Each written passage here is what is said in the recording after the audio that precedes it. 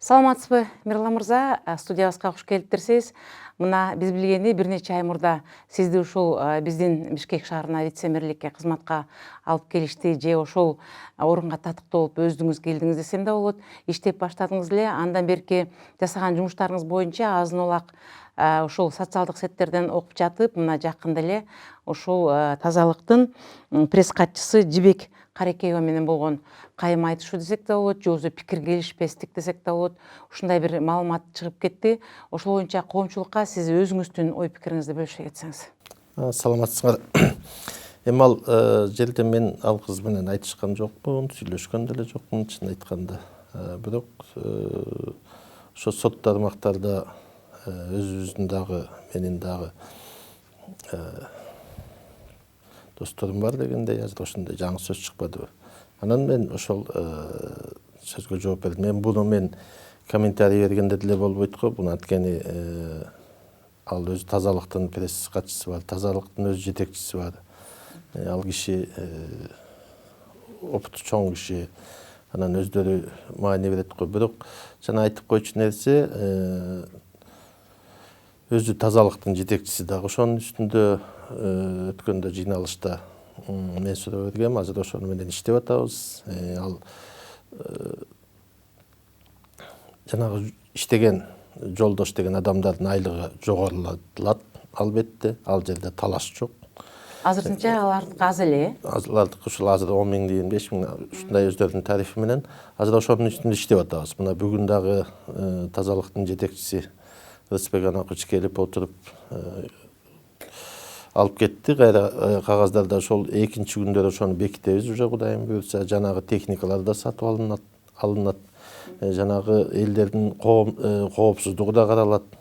Бул ошондой комплекстин иш жүрүп атат. Анан эң негизгиси жанагы азыр биз ошол биздин блок ЖКХ деп коебуз да, ошол ЖКХ жагы электрондук ЖКХ деп өттүк уже. Мына кечээден баштап жанагы айтылып жүргөн көп суроолорго чекит коюлуш үчүн биздин тазалык ишканасына, жанагы свалкада Бишкек асфальт сервис, Зеленкоз, Горсветке баардыгына электрондук ЖКХнын камералары коюлду. Мындан ары сервер биздин департаментте болот. Ошол жактан уже карап турабыз, ошол жактан контроль жүргүзүлөт. Ошон үчүн эми буга дагы көп может кээ бир адамдарга жакпашы мүмкүн. Бирок караган болбойт да. Ар бир ушул жетекчи өзүнүн жоопкерчилигин так аткарып иштеп, иш алдыга жүрүп жатат, көп жумуш жүрүп атат. Эми бул жерде мен ойлойм, муну жаман деле иш эмес деп. Бул эми иш жүргөн жерде талаш тартыш болот. Эми талкуу болуп туруш керек. Анан бул жерде бир гана минусу ошол талкуу ошол ишкананын ичинде болуш керек. Ал ишкананын жетекчиси биз менен талкууну кылып, биз ошону сүйлөшүп аткандайын ошол толук маалыматты, тем более өзүнүн пресс катчысына толук маалымат жетпесе, бул дагы ошол ишкананын калпсыздыгы, жетекчисинин туура эмес жасаган мамилеси. Туура эмес жасаган мамиле деп айтыш кыйын, бирок кемчилик кетип калганда бир жерде. Сөзүңүз туура, сөзүңүзгө аралжы. Мына көпчүлүк учурда ошол шаардын ичиндеги жыйналбаган жана таштандыларды же болбосо бир шаардын ичиндеги кемчиликтерди бир жөнөкөй жаран сүрөтүн салса, ал жерде талкуу болбойт. Ал ошол боюнча эле унутулуп калат, же барып тазаланып кетет, ушинтет дагы.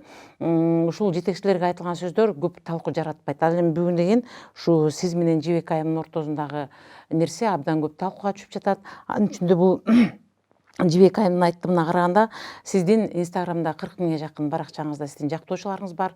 Ал жерде алар сиз деген атайын буйрутма менен сизди пиар кылып, сиздин сүрөттөрүңүздү көрсөтүп турат деген өз пикирин айтып жатат. Ошонун баары жасалмабы же бул чындыгында эле иш жүзүндө болгон нерселерби? Эми ачыгын айтканда мен ал кыздын жанагы сөздөрүнө комментарий бербей эле коеюн. Эми ал кыздын өзүнүн ой пикири бар. Биздин өзүбүздүн ой пикири бар. Анан мен канчадамын, канча жыл өндүрүштө иштедим, ал кыз канчада дегенде. Ошон үчүн ал жака адамдын өзүнүн пикири болсун. Мен жасалма бирдеме жасоого муктаж эмесмин.